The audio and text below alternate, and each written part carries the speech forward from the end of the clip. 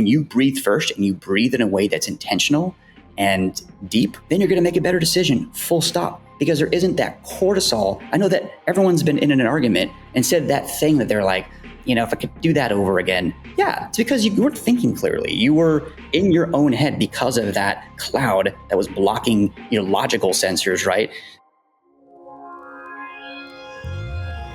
This is the Home of Healthspan podcast, where we profile health and wellness role models, sharing their stories and the tools, practices, and routines they use to live a lively life. Todd, welcome to the Home of Healthspan podcast. How are you today? I'm great, Andrew. Thank you for having me. I'm really happy to have you here, and I know our listeners are going to get a treat. But before we jump in to everything you've done and are doing, how would you describe yourself? I am a lively entrepreneur, father, husband, and more than anything, I think a work in progress. But considering that, I've come a long way since what I like to call a previous life that I lived prior to my little discovery. Yeah, and that's actually a fantastic jumping off point because, as the founder of Komuso, I think you have an interesting story. There are a lot of people that we have on this show that they're kind of a couple of big buckets. So there's one of like the lifelong athletes, the world champions, the Olympians, right? That they have a profile, they come in. And then there's others that had some kind of wake up call. And, they diagnosed with something or some scare, and it put them on this new path. And this is now a big part of their life. So tell me about that previous life and kind of where you are today. Thank you for that. And I've always considered myself high performing. I was always near the top of my class, or in sports, I was always the first or second to be picked type thing in gym class. And it was kind of in my early 30s where I started to realize that switch was never really toggled down. It was always go, go, go. And I had to optimize each day, and it was checking so many boxes. What I came up with through a friend of mine who's a therapist, he's like, look, man, I don't know how you're going to take this, but I think you have like high performing anxiety, and otherwise known as high functioning anxiety. And it was something that at the time he said it, I was still kind of proud of it. I was like, yeah, look at me. I'm able to, work through all of these mazes of my life, but do it in a way where I'm high performing. So it felt like I was in this race against myself. And I think at that time I started to think through it more, and it felt a little bit pointless. Like, what am I winning? What's the medal, right? Like, who's watching me do this? Nobody. And it was great because in that moment, I could then put my guard down and say, okay, well, what would happen if I slowed down? Or what would happen if I didn't feel that way? And that's when things started to reveal themselves to me. I mean, this has the danger of becoming a self-therapy session, which happens a lot on this podcast, but it's like looking in a mirror, everything you're saying right now. So, okay. So you asked this question, what would things look like if I slowed down?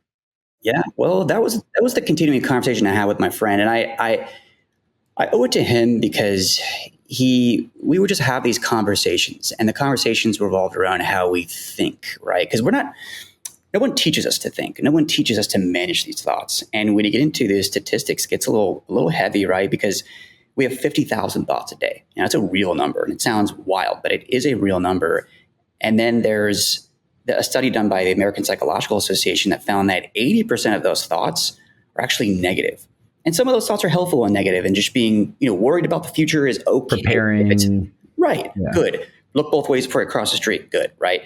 But not when it gets carried away. And then the statistic that grabbed me was that 90% of those thoughts carry on the next day and the next day. They just, we're in this cycle of stress, and we don't know how to break out of it, right? So it's like we go into every day, like just take a quick audit of your life right now. What are you thinking about every day? And if you could do that, I promise you're worried about the same stuff over and over and over and over. It's work, money, relationship, fitness. It's like there comes a point where you have to ask yourself, like, is this working for me? Am I getting what I want out of this? Going back to my, high performing anxiety, I thought it was working for me. I thought that was a good thing. But it's like, well, what percentage of this am I actually enjoying, right? Because I'm 47. I'm starting to get to a point where, all right, midlife, my days are starting to become more numbered, especially having children. It's like, all right, I need to really like soak up the quality of this. So it was through that conversation that, because I kept asking, well, what do I do? What can I do? What kind of program can I get on? And, how do I practice mindfulness in a better way? Because I was into it. I understood it. I respected it. But he's like, can I give you something super simple to use? I said, yeah, anything. He's like, well, in therapy circles, we use this little hack before they actually get going with a patient. They will use a straw breathing technique. I was like, okay, cool. Like, so he hands me a straw, and I breathe through the straw, feeling a little bit ridiculous because I'm breathing through a straw. And I'm realizing that my exhalations are going like 7, 8, 9 seconds. And it was about 20, 30 seconds later, I could feel my heart rate coming down. And I could feel my shoulders release. And I kind of felt this floating feeling, like a little bit of a buzz. And it felt so good. It felt warm. And I felt like, okay, well, what just happened? And why am I not doing this more often? Or why is this the first time I'm hearing of this or learning about this? So it's just straw breathing, and that unlocked everything. Is that in and out through the straw, or in through your nose, out through the straw? Good question. So no, it was an inhale through the nose to expand the diaphragm, and it was at that point I was realizing, okay, I'm not even breathing the right way. I was a mouth breather for so long, not realizing really until I read. If you haven't read James Nestor's Breath, unbelievable, life-changing stuff. Changed a lot of stuff. Yeah, right. So it's like, all right, so now I'm going to change my breathing, but then with that, it was, when you are aware that you have stress, you can then change your breath to change your mind, as opposed to what I was doing, which is trying to change my mind with my mind, which is like fire on fire. It's not really getting anywhere. And obviously there's a combination of that works. I just found that breathing with a physical thing made it easy. And with 50,000 thoughts a day and all these things we have to do, it's like, all right, I could use a little easy. And it was the first domino that tipped off all the rest. Because really what we're talking about is, at the top of the pyramid is awareness, right? Mindfulness, it's like what's happening. Who's the person observing the person thinking, right? Like, I think Jim Carrey said that, like, to observe the thoughts is to understand that there is something bigger, right? You're seeing yourself thinking. Not to get too deep into that, but we can get into these rabbit holes. So it's like, all right, what if we can zoom all the way out? Like, everyone listening is like, what is your method of zooming out? And for me, I didn't have one until this point where it's like, all right, well, I'm going to call it a breath break. And the breath break allows me to focus on my breath, which then recenters my thinking to the present moment. And then physiologically and neurologically, I am washing out all the cortisol, the stress hormone in my brain, and I'm relaxing my muscles, and I'm allowing myself to be relaxed. And I'm not going to say calm or happy or anything that's exaggerated. But the priority for me was just clear. I want to be clear and focused so that I can understand what's in front of me. Yeah. And so there are several questions I have on this. I mean, do you have any wearable devices? Like, did you have, for example, a benchmark on your resting heart rate or HRV or something before you started this practice and then after? Because that's an objective metric that I could see you're seeing a larger impact over time with something like that. Yeah. So I started to wear one, and I'll be honest, this was my experience. It drove me crazy. I found myself, this is just my personal experience, I found myself observing it too much. It was stealing a little bit too much of my attention in terms of, okay, what's my HRV now? And what is it in 10 minutes? And what's my heart rate? It became a little bit of an obsession. And I think that the heart of it is sleep, because you get to understand your sleep patterns. And I have since then, and this is just one of the pillars that I've installed, is, sleep wake time being the same all week. I mean, that is a standard practice everyone should be observing and practicing. But for me, it was just too much of a distraction. I didn't want to be tracked. I wanted to feel better. And I could just notice, and my wife noticed, she's like, you just seem a lot more like yourself and a lot less tense. I think when something is simple, I know someone can relate to this, is I have to open my front door, I have to hit a code. And for some reason, that code, it just scrambles sometimes, and you have to do it like 3 or 4 times. And so something like that would have driven me to, an expletive. And after, it was like, all right, I'm going to punch it in again. And it's no big deal. So it's like, because you carry that with you, you carry these anxious thoughts and that stress in your chest, or really in your mind. And then all it takes is, that one thing that allows it to release, and usually the wrong way. So what I observed was kind of as a before and after case, because there is no biometrics here. There's no data that I can present on myself, but I just know that when it comes to a negative thought that enters my mind or a negative experience, I'm able to neutralize it a lot faster and move on. And that's something that I wasn't able to do before. I mean, I'd be curious like to try it because I have my Apollo Neuro, and when I did it within the first month, my HRV went up 5 to 10%. My resting heart rate went down kind of 4 or 5%. Then I got a Sensate, and within the first week, HRV went up 30%. Like it was crazy. How often were you checking it? I mean, I see it every day. Okay. So because it checks it at night. And so you say, hey, here was your HRV, your recovery score. I do a Whoop. And so I have kind of my baseline before an intervention. And so this is where I I take AMLA. And so I tested my ApoB before, and whoa, it went from X to now it's 30% down where it was. That's awesome. Because ApoB, that's like, obviously, that's life and death type stuff, right? With cholesterol. Yeah. And so that's, I mean, literally in the past 2 weeks, I've been giving it to more and more people. It's my most gifted item is AMLA powder because it's Indian gooseberry. It's dirt cheap for like a year's supply, and it just stomps on your ApoB. I want to try that. Side effects. Yeah. You sold me. Yeah, I would definitely recommend it. So I want to come back to when you start feeling it, you have this device, and there are two pieces. There's one, knowing and noticing when it's a time to use it, or setting a reminder. So for example, like I try to get better at noticing if my shoulders are going up but I'm not always great at it. So in my calendar, I have 2 reminders each day to do a 4-7-8 breathing break, right? So it's my self-policing, and don't do it 100% time when it pops up, but it is this, hey, this would be a good time to just take a break and breathe. So how do you incorporate it? So I like to simplify it, and that's because there's a lot that can happen with breath that gets into all of these really dense, like hypertrophic breathing, and some of them are so cool, right? But to the novice or to someone that's just coming into it, I just explain it as preventative breathing and rescue breathing. Preventative breathing is first thing in the morning. Instead of reaching for your phone, you're coming out of these brain waves that are still kind of adjusting into the waking state. Instead of immediately knocking your mind with 40 notifications and texts and emails and all that stuff, ease your nervous system into the moment. And that's with a 2-minute breathing technique that's just equal breathing. It's 4 in and 4 out. You think about a wave, right? Waves look nice and smooth. That's how you're breathing when you're sleeping. So when you wake up and you introduce 10 different things to it at the same time, you're going to get to a point where you start to hold your breath or your breath gets shallow. So now you're jumping into fight or flight first thing in the morning, and you're probably doing it every morning because that's what the addiction to our cell phones are. I'm one of them, right? And this is why I had to intervene and introduce some sort of barrier before I touch my phone. And that's where the 4 in, 4 out, or 5 in, 5 out. And that's a breathing technique that's described in Nestor's book, but that sets up the nervous system to prepare for stress. Because what I like to say is that bus is never late. Stress is coming. Don't be surprised by it. Don't be upset by it, because you're going to get that email or that text or that notification or someone saying something in a certain way, whether that's your kids, your significant other, your boss, your partner, anybody. It is coming.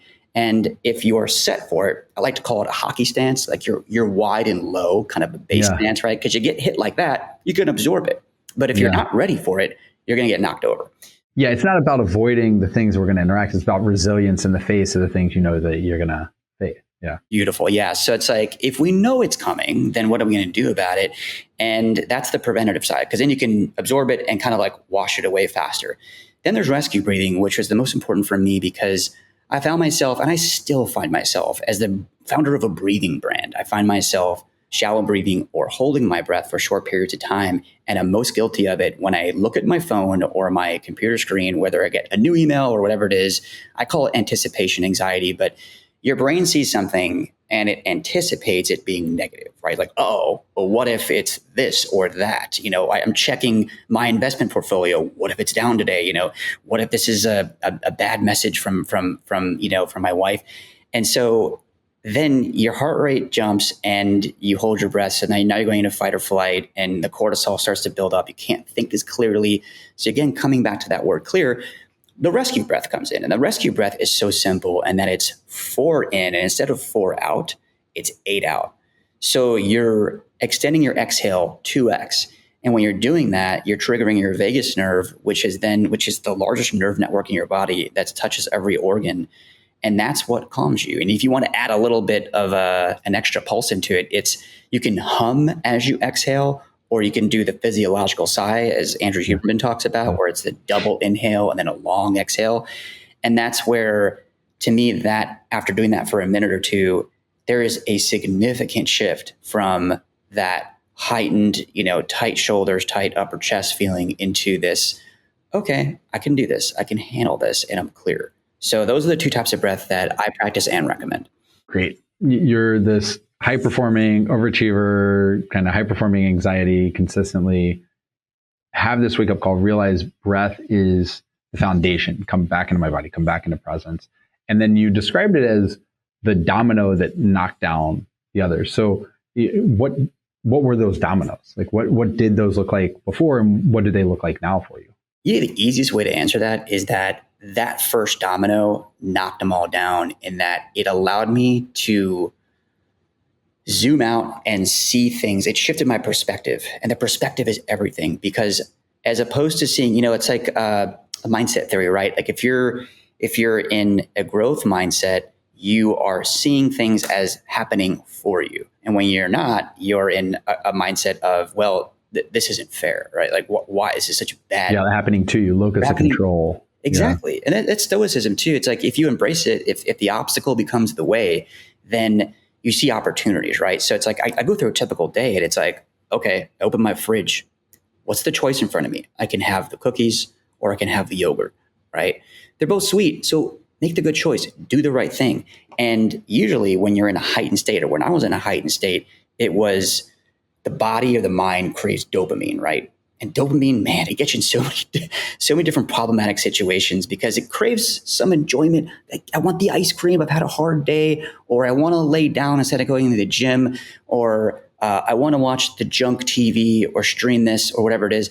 And that gets you in trouble, because habitually when you do it, it leads into a lifestyle that is not making you healthy with nutrition, is not making you active with exercise, is not making the active decision to spend time with your kids or your family, because you'd rather scroll, because you know what, scrolling's easy and I can just use a break right now. So with what breath did was, it's the first thing that I do before I make a choice. And like these moments, our days are filled with thousands of these little micro decisions. They're not really micro, right? Because they all compound. But when you make these decisions and you make them in a way that they're healthier for you, when you breathe first and you breathe in a way that's intentional and deep, right, with the exhale if you need to, then you're going to make a better decision, full stop. Because there isn't that cortisol. I know that everyone's been in an argument and said that thing that they're like, if I could do that over again. Yeah, it's because you weren't thinking clearly. You were in your own head because of that cloud that was blocking your logical sensors, right? So when you breathe intentionally and when you breathe deeply and you use that rescue breathing technique or the preventative breathing, the dominoes fall in your favor, because then you're making all these little micro decisions better. So like the floodwaters rising, it's like it raised everything because of that. So that's why I was saying, I know it sounds crazy and like, oh, this guy just started breathing different and everything changed. Yeah, it kind of did, because that one thing, when things seem out of control, when you come back to that one thing, to breathing like that, it just makes it easier to climb out of that dark moment or that stressed out moment. If you do that over and over again every day, now you have a lifestyle. Yeah, I mean, I don't know if this is fair, but it sounds very much like Danny Kahneman's type 1 thinking, type 2 thinking. So you have our default patterns, like the quick answer that's unthinking, like, okay, the dopamine, the cookie, that's what I'm going to grab. But by working on the breath, coming back into our body, coming back into a state of presence, you're able to make that in a type 2. I'm actually thinking through, what do I want? Not just reacting, but thinking through, hey, I feel really good after I eat a yogurt an hour later, and I don't when I have the cookies. So maybe let me do that, because it's going to feel different. Yeah, and think about it this way. You're doing it all day. We're taking 23,000 breaths a day, right? That's a real number. 23,000 times we're taking your breath in and out. How many of those breaths are you aware of? So when you're aware of more of those breaths, it even becomes a sensor for you. Because for me, I'll just be, I don't know, writing an email and I'll notice that my breath is shallow and it's like, whoa, drop everything. What just happened? Why am I breathing shallow? And immediately it gets me in a position of discovery, investigation of, that's what it is. Because I was worried about how this person was going to perceive this email, and it kind of influenced the way I was writing it, and that I was writing it in kind of a defensive posture. So just being aware of your breath, which is hard to do, right? It's hard because you're doing it, unconsciously. It's part of your autonomic nervous system, and that's why we made the necklace, right? It's physical. You're wearing it. It'll make you aware because it's physical. So going back to the straw breathing, it's like I'm not going to carry a straw with me all day, but there's this magic that happens when you're able to practice, and it's a muscle, right? When you practice breath awareness, you become aware of all these moments throughout the day where you're able to step out. Like I tell you, you're observing your thoughts, you're observing what's happening. And then when you do that enough times, you can catch something, you can catch fight or flight right in its initial stage before it balloons into a bigger moment or into anger or into emotions, where now it's going to take you like 20 minutes to get back into it. So it's kind of like guardrails keeping you in the middle lane, right? Like every car has now, like it kind of buzzes if you kind of start to swerve. That's what breath is for me. And that's what the awareness of breath does.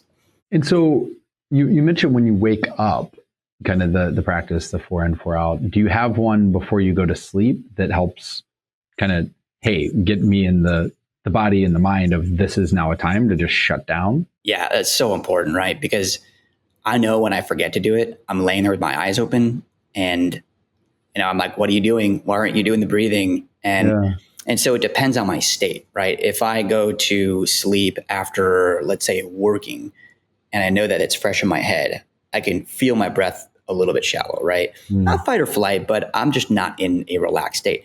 So with that, I'll do double breathing, right? Or I'll do the physiological side, depending on my state. Now, if I feel like I'm just kind of, which is most of the time, I lay down and my head hits the pillow, and there's a little bit of a flicker of a press conference, right? Of like all the questions that come in, like what happened today? What's going on tomorrow? How many meetings do I have? And what if I do this? What if this happens? It's like, all right, guys, like lights out. We're not doing that right now. And that's where I will start the equal breathing. I'll start there. And then I'll shift my thoughts to gratitude, and not the flowery, my family and whatever. It's more just like, man, I'm so glad this pillow feels so good. Or,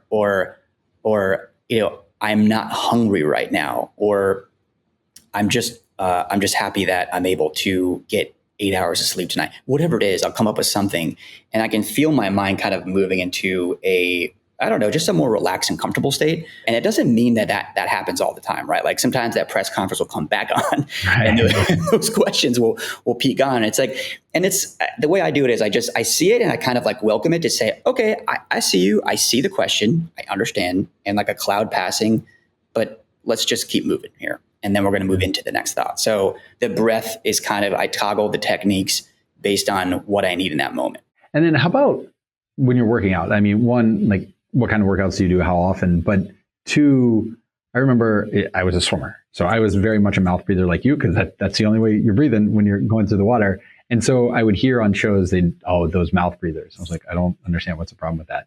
And it was only, I did an event, it was 2018 or 19 with Andrew Huberman and Rich Deveni and other people that were training on different things. And they were like, oh, no, you need to breathe through the nose. I was like, well, not when you're working out. They're like, no, definitely when you're working out. And he gave this example of the Spartans. They would hold a little a little water in their mouth when they'd go off and fight. And part of it was for hydration, but one was to just make sure you kept it and you kept the right pace, that you're breathing through your nose. You're not pushing too hard or anything.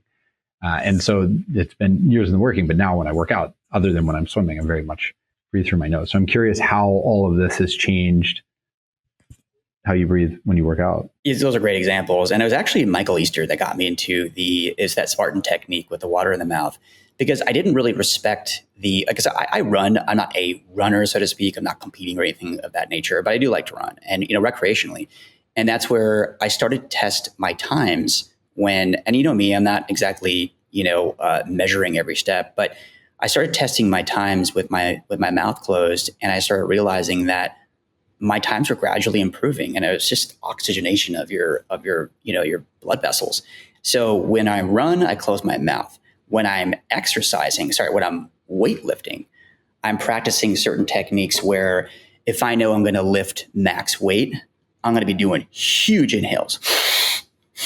Getting really into, I don't want to call it fight or flight, but getting my body. So, just now I felt just by doing, it's like adrenaline, and I'm going to need that because I'm lifting heavy weight. So again, aware of that. But yeah, if I catch myself and I look around the gym, I see everyone's mouth open, and it really, if you can practice it, and it's uncomfortable at first, the air starvation, but if you can slowly just start to guide yourself into it, you're going to see improved performance. And that's not coming from me. That's coming from, the Dr. Atias and Hubermans of the world. They've studied this, and by all means, it works. The other thing I would say on it is, having mouth breathed for years, I had a constant stuffy nose. So when I first transitioned, it was real oxygen starvation because I couldn't breathe that well. And James Nestor has some good things on how to clear nasal passages, like magic.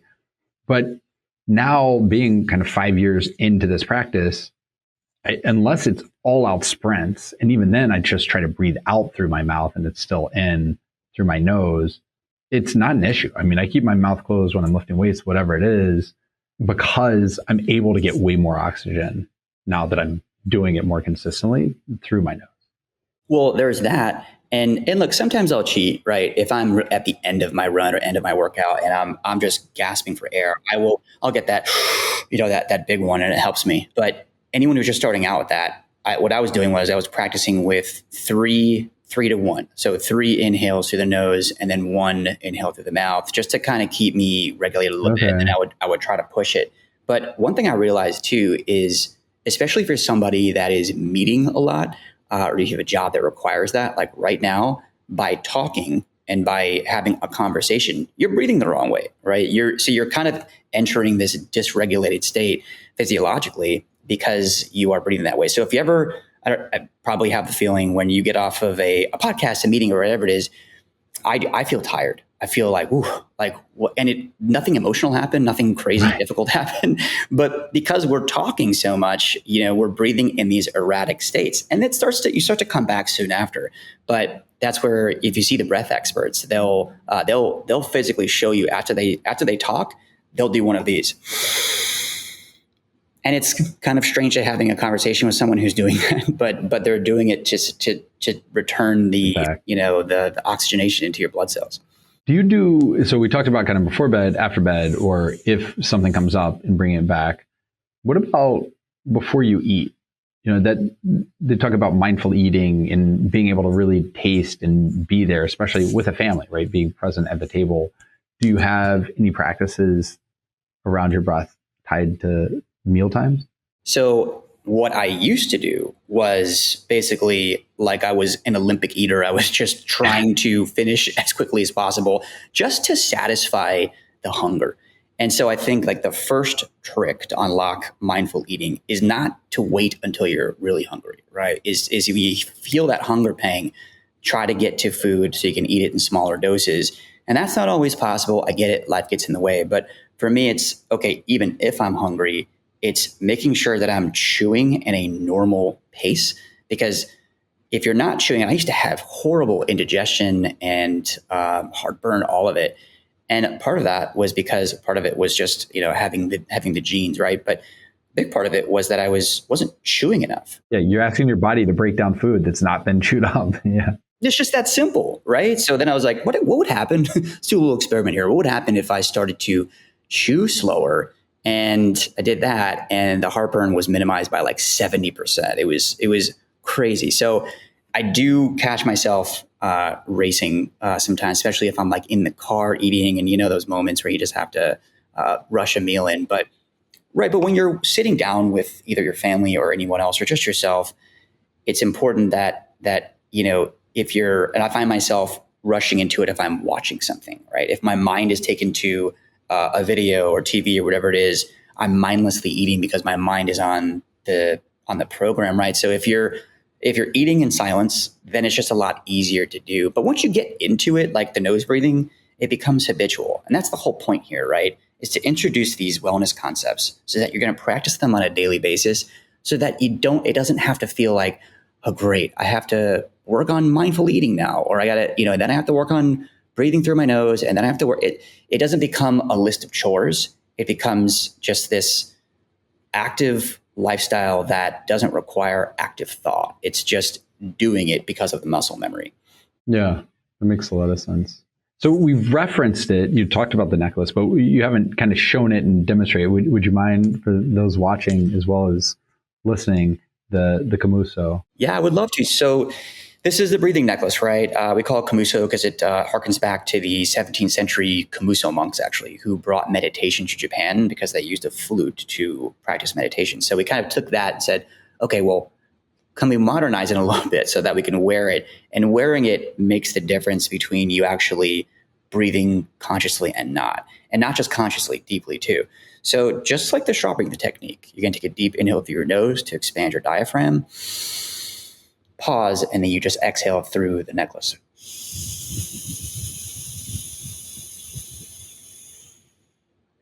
And just that one breath feels so good because the exhale went so long. And when we can do that 3, 4, 5, 6 times, you're then entering a new state because you're doing something so good for your nervous system. And that's something that is kind of like resetting your breath to that relaxed state so that you're not breathing into your upper chest. A lot of people do that, myself included. We're just taking little sips of air. So when you're returning yourself to that state, you're able to, again, wash out the cortisol and then come back to just feeling good and okay. And that's, again, why wearing it is a difference maker, because I'll just be, again, typing, and then I'll just play with it, and just touching it brings my mind back to, okay, what am I doing with my breath? And then I'm able to reset. So it happens 4 or 5 times a day. It could be in traffic, could be you're waiting online, you're just annoyed, could be you're tense before a meeting, anything. But if it can bring you back to a calmer state and you don't need to like dial into Wi-Fi or take a pill or ingest something to do it, and it works in seconds, it just makes a lot of sense. Yeah, without any negative side effects, right? There may be pills that do different things, but who knows what the side effects, how they interact. But your breath, you're never going to be sad that you came back to that. Yeah, and like I think our overall mantra is just slow down. I think there's hustle culture where it's go, go, go, and that's the state I was in. I think that our culture is predicated on that, right? Like we beat our chest on that. Like, look what I was able to do and accomplish, and I'm hustling. I woke up at 3 o'clock in the morning to get all my stuff done. Okay, cool. But are you getting your 8 hours? Are you happy? Are you content with your life? And that's where I feel like if people just took a step slower, just slowed it down a little bit, they'd be able to realize that there's more to be done in a mindful moment than there is with, a list of accomplishments or efficiencies they're trying to optimize.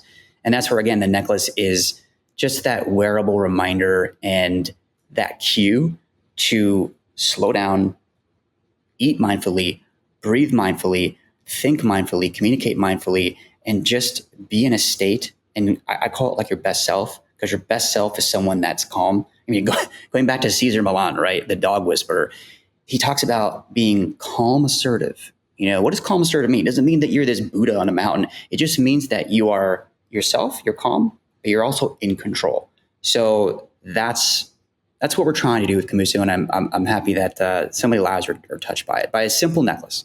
Yeah, and I'm happy as well. It's, as you said, one of those dominoes that knocks down all the others. And so a common question we ask our guests is, we talked about a lot of things, but what's the one place to start? And I think I know your one place is coming back to the breath. But what is the simplest, right? Like we talked about in the morning, we talked about once you notice something is off and kind of the rescue or reactive side. What would be one practice you say, hey, if you wanted to start seeing and feeling what this looks like and the difference it can make, here's one way to do it? Yeah, I'm glad you asked, because that question forces people. Well, what the technique that I'm about to present here is when you look at your life and you zoom all the way out, and I said, hey, take the last 30 days of your life. What is the most stressful point of your day?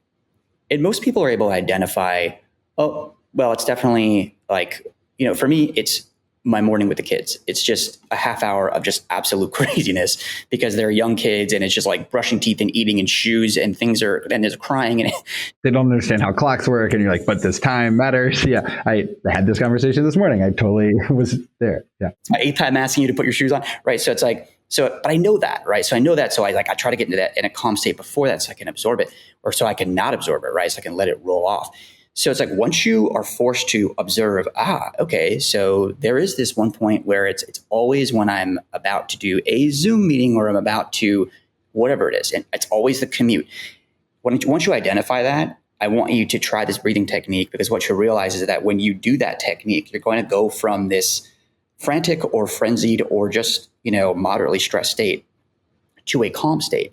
And that calm state is going to allow you to flip that negative into a positive within seconds. I mean, this is not a what if. This is not an experiment. This is all physiological science. It's all proven. This is what Huberman talked about with the physiological side testing better than meditation as the most effective way to calm the nervous system.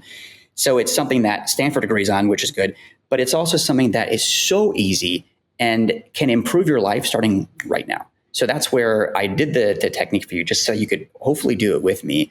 And just try to apply it to that one thing, that one moment during your day, every day, that kind of, rubs you the wrong way, and see what happens. Because you just might realize that could be that domino for yourself to push you in the right direction. Yeah, that's amazing. Well, I really appreciate not just the time today, but the work you're doing and the lives that you're touching. Well, likewise, Alively is that mission is part of something that of a bigger plan, right? And we're just glad to be a part of it. And I really appreciate your time. Thank you for joining us on today's episode of the Home of Healthspan podcast. And remember, you can always find the products, practices, and routines mentioned by today's guests, as well as many other Healthspan role models on alively.com. Enjoy a lively day.